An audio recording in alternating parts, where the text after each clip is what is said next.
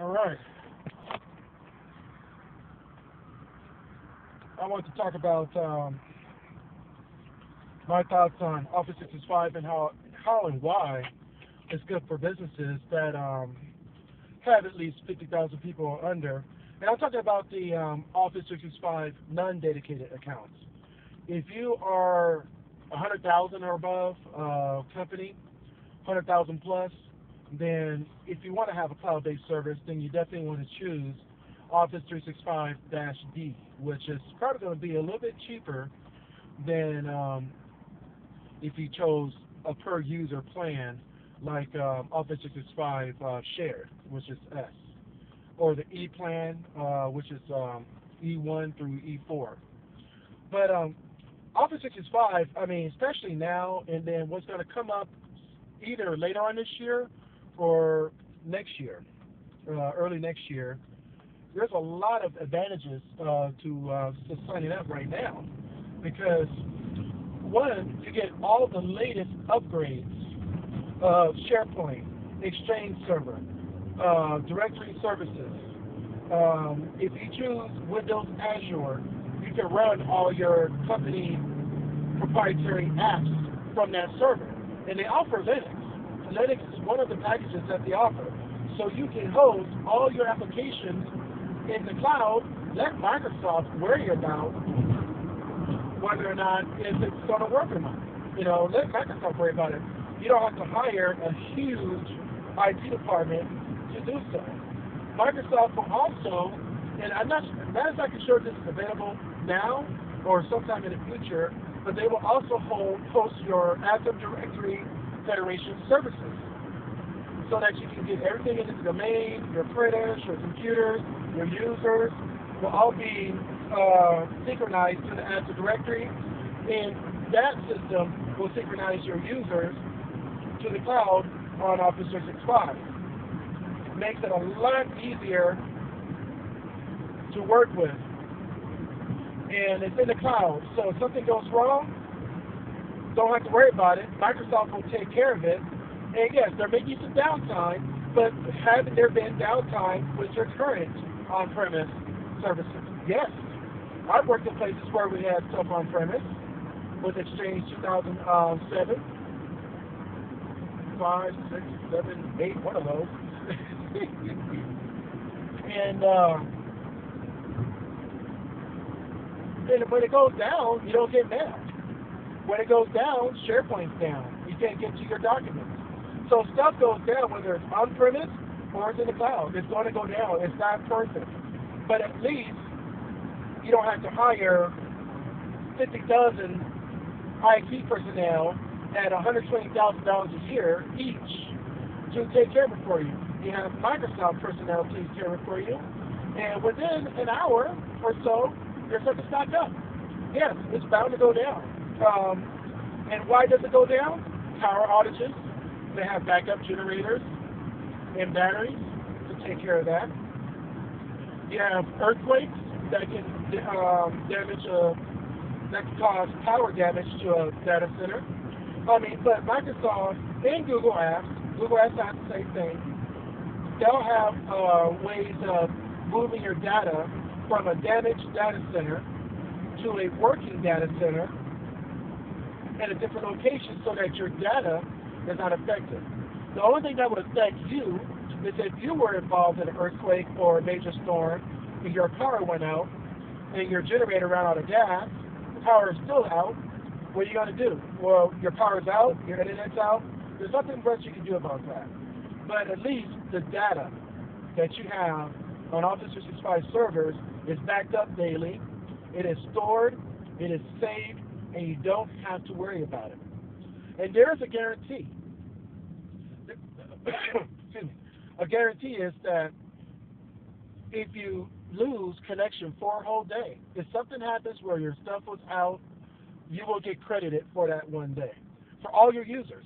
So if you have 50,000 users times $1, that's $50,000 that you don't have to pay next month.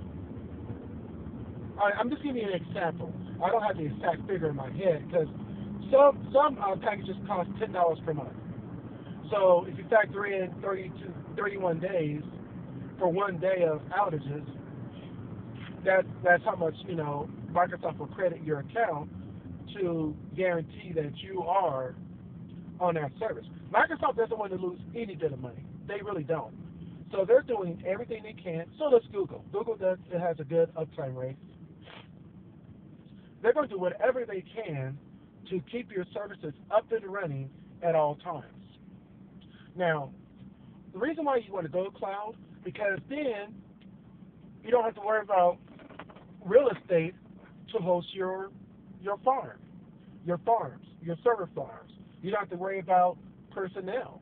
Now, one thing I do suggest is that what you want to do is make sure that you have a couple of IT personnel, because there are going to be some things like computers, networking.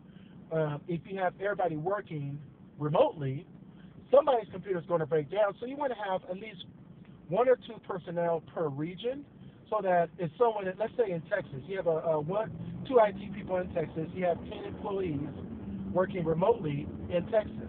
1 is in Dallas, 1 is in Houston. So the one person in Dallas, their computer is hosed. You know, there's nothing wrong with that. The guy in Houston, he lost some of his files, and because of you know, of some type of virus. Okay. One personnel can set up an appointment to meet that person in Houston. The other person can go up to Dallas. So you want to have a few, you know, IT personnel, but you don't have to hire a whole conglomerate of the department of IT personnel. Okay, so your IT cost goes way down. What you want to do is go to the office365.com. That's office365.com.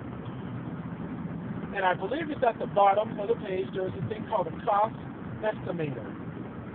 You enter in your figures. How many employees do you have? I have 51,000 employees. You put that down. It will give you the price plus minus discounts of you having that many employees. So you have a company of 10,000 people, you put down 10,000, and you also put down exactly what you need. Like, if you don't want to purchase Microsoft Office for every computer, and you have 10,000 employees, you can purchase not just the Office 365 subscription, but you can also purchase a subscription to Microsoft Office, the actual applications. Okay, with Microsoft Word, Microsoft Excel, PowerPoint, and a whole slew of applications that Microsoft Office includes. And we're talking about Professional Plus 2010. Now here's one thing that you got to think about. How many jobs have you been to where they had Office 2003 and it took them 2 or 3 years to get everybody onto Office 2007? And then it's going to take another 2 or 3 years to get everybody on 2010. Another 2 or 3 years to get everybody on Office 2013. Because it's an expensive product. And by doing it with subscription, which is Office 365 E3 plan, if you subscribe to it, you don't have to buy Microsoft Office outright for $400, $600. You only pay $20 a month. I think it's a little less than that. Excuse me. You pay about $20 a month, and you can have a full copy of Microsoft Office Professional Plus 2010 installed right now. When 2013 come out, it will automatically upgrade to 2013. It will probably say, hey, you need to upgrade. You say yes, it upgrades, and it works just fine. Now, for those of you who run IT departments, allow your users to upgrade Office. Adjust the group policy to allow the upgrades of Office 2013. So when it does happen, all they got to do is just click on a couple of links, and then they can install it themselves so that you don't have to do it for them. Okay? Push those updates if you have that kind of system. That's one thing that's good about Windows Intune, which is another cloud-based service that's offered by Microsoft, is that you can push updates for your employees so they don't have to worry about it. So when Office 2013 come out, you can push it, so when they shut down their computer, it'll run through a series of updates that will take it probably about an hour to go through. You send an email and say, hey, the next time you shut down your computer, please allow 1 hour so that you can get the latest copy of Office 2013. And you can push those updates yourself. What's one thing that's great about Office 365 is that you can still tell your computer when the updates come, and please push those updates, because one thing that you have to realize is that when using Office 365, everything on the server end is updated at least twice a year. Okay? You get periodic updates on the server end that you don't have to worry about. Now, as far as your users are concerned, you want them to also have the latest updates of Microsoft Lync, Microsoft Online Services Sign-In Assistant, which is something that runs in the background, if you don't know what that is, that maintains the connection, obtains, whatever, all obtains the connection between the computer and the Office 365 server to act like it's something local. Like if you have SharePoint, all you got to do is open up a window, and if you set it as a home page, it will automatically open up to your company's SharePoint site. It maintains the login, which is really great. Every so often, you may have to sign in just for verification reasons. Like at home, I open up Internet Explorer, it automatically opens up to my SharePoint site. Every 10 or 15 days, it says, hey, go ahead and log in for me, please, just to make sure that you are who you say you are. And I do. I don't mind that every 15 days or so. And every 3 months, I have to reset my password. There is a PowerShell command that will allow you to turn off the reset password function. If you don't want that for your company, I tell you the truth, I don't recommend that for your company. I really don't. I do not recommend that you allow that, unless your company is not doing any top secret stuff. Okay? But if you're a lawyer or a doctor or a business that has a lot of top secret documents of future plans and stuff like that, I strongly recommend that you force everybody to reset their password every 90 days. I strongly suggest that. So Microsoft Office, there's a lot of great benefits to it that I'm surprised. I mean, and I know a lot of companies are going to the cloud, and there are a lot of companies going with Google Apps, and there are a lot of companies going with Office 365. That's great. And what I like to see a company do is that their server room becomes a closet, or becomes an extra room for more employees to sit. Or they can give up that lease for their servers and let the lease go and give it to someone else. In other words, that's an extra expense that they don't have to worry about. So if you have 15 employees, instead of having one room like a closet that's a server that you got to keep it air conditioned at all times, you can give that closet and put snacks in there and turn it into a snack closet or a supply closet to hold more stuff, more paperwork, stuff like that. So Office 365, there are great benefits to it, and it's imperative that you look into it, at least look into it. Don't be afraid of it. And there are ways to do hybrid. Now, if you're concerned about communicator and link upgrades, in the next iteration of Office 365, you can have a hybrid setup where you can install Lync on all the computers. Lync will work as a communicator device. Lync will become communicator. You can't do, okay, if you're running a communication server, you can use Lync to do that. You have to do a little bit of manual setup. You have to go into tools, options, and enter in your server information. If you use Kerberos, you might have to use Kerberos. You have to do some things in the background, or not in the background, but in the option settings of Lync to make it work off of Office Communication Server. Then you'll be able to, okay, let's say you have several regions. You have 10,000 employees. You have 5 regions throughout the country. What you can do is set up one region to do hybrid. You get everybody in that region to set up with Exchange Online and Lync Online directly. Everybody's set up now. You test it out for a couple weeks, make sure you get all the bugs out, make sure that all the network settings, the network routers, your proxy servers are programmed and set so that Office 365 doesn't have any problems. Yes, you do have to adjust some of your network settings and proxy servers. And there may be a couple of DNS records that you need to add to your internal DNS server. In fact, I strongly recommend that you do that. In the description below on YouTube, as well as the sHiZ.us site, I'm going to include links that you can use so that you can get information about what proxy settings you need to have, IP addresses, URLs that you need to open up with your firewall, network routers, DNS entries, I already said that. What else? And if you're using any other type of security setup in your network, there's going to be information below that can tell you exactly what you need to do to ensure that your system, that your whole entire network can run Office 365. Now, here's one thing that's great. With Office 365, there's no need for VPN. Now, if you have any proprietary software that runs on a certain server that is required to be in the network to access proprietary software, then yes. Here is the problem with VPN. You need to set up an open network on your VPN to work with Office 365. The same network settings that you use for your network is going to have to be the same settings that you use for VPN.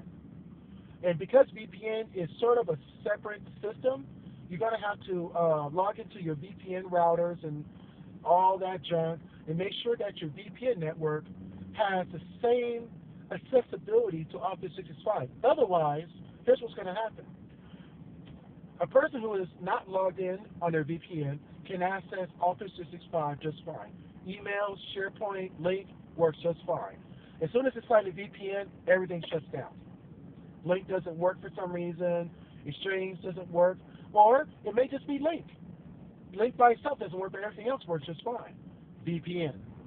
So, if you know a regular user, now anybody who is in IT, a regular user doesn't really understand how all that works. All they want to know is, does it work? Or it works, right? Okay, great. That's all they care, if it works. They don't care about all the little intricacies. You have to worry about the intricacies, IT personnel person. You have to worry about that. So make sure that it works through VPN. Test it out yourself. Test out your Lync, test out your Exchange, test out SharePoint. Make sure that everything works just fine. Through VPN, without your computer being on the domain, with your computer being on the domain. Test it out with DHCP, static IPs. I mean, make sure that it works before you hand that computer off to the user who really doesn't understand anything about how everything works. I'm off topic a little bit. One thing that you do have to remember as IT personnel, a person who works in finance knows finance very well. A person who works in HR knows HR very well. I have no idea how to do finance. I have no idea how to do taxes. I have no idea how HR works. All I know is, and think about it, IT personnel, when you talk HR, you expect it to work. You expect your paycheck on time. You expect that they're going to put the money in the right account when they make the deposit on Friday. When on Friday morning at 12 o'clock midnight, money is in your account. If it isn't, guess who you're going to call? HR. Guess what the HR person is going to do? They're going to use their expertise and their training and their experience and knowledge to ensure that doesn't happen the next pay period. And they're going to try to cut you a check that you can cash. However they do it. Okay? That's their job. Your job is to make sure that they have the tools to do all that to help out their fellow employees. That's your job, is to make sure that they have the network, the VPN, and all that stuff. That's something that they don't give a damn about. Their job is to get your paycheck on time. Your job is to make sure that their IT stuff is not fracked up. Yes, I said frack. That's your job, Office 365 IT person. So just make sure that everything is working. Help them out, because they're going to help you out when you don't get your paycheck for some reason. Something is wrong. Your Social Security number is wrong on the payroll, so it's not going to the right tax. You know, it's always something, right? Remember, there's always something with computers. They don't understand how it works, so help them out. And I know I'm going a little off topic here. Windows Intune, Windows Azure, and Office 365, and you also got other services like Microsoft Dynamics Online, like CRM Online, ERB Online, all that great online stuff is important that you think about going online. If you're one of the head honchos in IT, make sure you learn everything you can about Office 365, about Microsoft Dynamics CRM, the technical part, not the finance part and all that stuff. But it doesn't help that you learn that too. It does help. It wouldn't hurt if you learn something about it. You don't have to learn everything about it. Just learn something. Learn how HR works so that you understand how the HR system works. Learn how finance works. You don't have to learn everything. It's not your job. But at least understand it so that you can really help out. And that will put you on top. In case they start laying off people, if you have like 500 IT personnel people working and they're reducing it to 100, you can then make sure that you're known that, yes, I am an Office 365, Windows Azure, Windows Intune expert. You need to keep me. You need to keep my ass because I know shit. Excuse me. I do curse in my videos. I do know stuff. You need to keep my ass. And in my case, you need to keep my black ass. Okay? Learn as much as you can. Whole Foods is on-premise. If they go cloud, that will be my benefit because I do understand online topology and how it works with Exchange, Lync, SharePoint. I understand it. So my thing is, I'm going to push myself to make sure that they know that I am an expert, well, semi-expert at this time, in online technology. And I would suggest put everything in the cloud. Or if you want to keep some on-premise stuff, have some on-premise stuff, and they can both synchronize each other. Have the users log into your online Active Directory services, and if for some reason that goes down, then the on-premise one will kick in and act as a backup. But it will synchronize each other just fine. That will be an ideal thing. So you may want to keep maybe a couple of ADFS servers and Active Directory Windows servers installed, because you never know. You know, it's a good thing. Oh, what about network drives where people keep files? Screw that! The cloud. Because the new iteration of Office 365 will give everybody 7 gigs of personal SkyDrive space. That's wonderful. A place where I don't have to worry about being on my computer, because if my computer gets stolen or if my computer gets trashed, it just something happens, it just screwed up. Guess what? I don't have to worry about it because it's also in the cloud. Now, what about shared documents? That is what SharePoint is for. SharePoint is your shared document directory.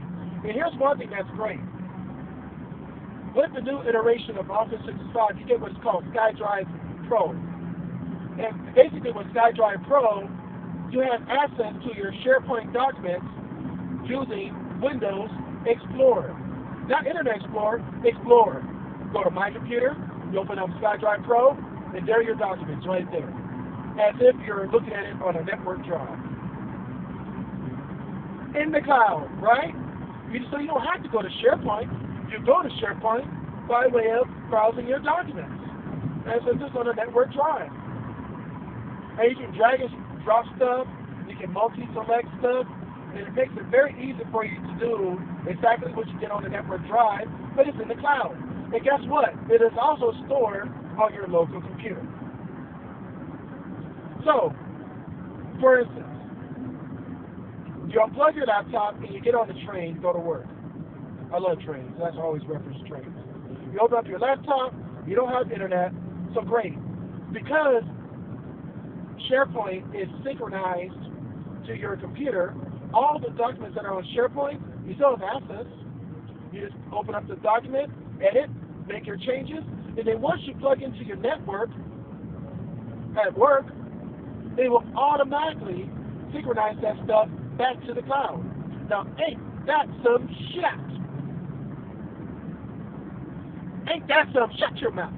I don't know if this thing is still recording or not, so I've been talking to myself this whole time. But I just wish that everybody can see the benefit of using Microsoft Office 365. Google Apps, if they're just going to have to go with Google. In fact, Google called me up. They didn't offer me a job because I had to go to an interview. And I told them that my current job is a 3-month contract, but I will definitely keep them my Rolodex, and if they're still offering a position in 3 months, I'll definitely give them a call. I like Google. Don't get me wrong. I like Google a lot, but I don't love it. I love Microsoft when it comes to productivity software, collaboration, and even their consumer products. The Windows Phone is badass. I mean, in my opinion, it is badass. It is not bad. It is not a piece of ass. It is badass. It's a bad piece of ass. Okay? Well, I think that's bad because when you say something that's a bad piece of ass, yeah. But the Windows Phone 8 coming out soon is awesome. I love it. And it works directly with your documents. iPad is going to come up with, or Microsoft's going to come up with a version of Microsoft Office for iPad. That's awesome. I hope that they somehow integrate it with SharePoint as well as SkyDrive. Both. Because SharePoint, that's needed. So you have direct access to SharePoint, you just open up your file, and there it is. I think that would be the ultimate. SkyDrive and SharePoint, just like you do on the Windows Phone 7 and 8. But here's the thing. Windows Phone works directly with your Office 365 account, as well as your SkyDrive personal account, like your Hotmail or Live or Outlook.com account. It works directly with it. So you just enter in your Outlook.com credentials or Live, Hotmail, Xbox, Zoom, whatever you got, and then it will synchronize that. It will also synchronize with your SharePoint site without any issues. That is better than any phone out there, in my opinion. And Microsoft may or may not come up with an app that can work directly with Office 365 like that. I don't think so. They may not. They may be a little bit stubborn, and they make sure that Microsoft Office app is only available for Windows Phone. I don't think they're going to create an iPhone app. I don't think they're going to create a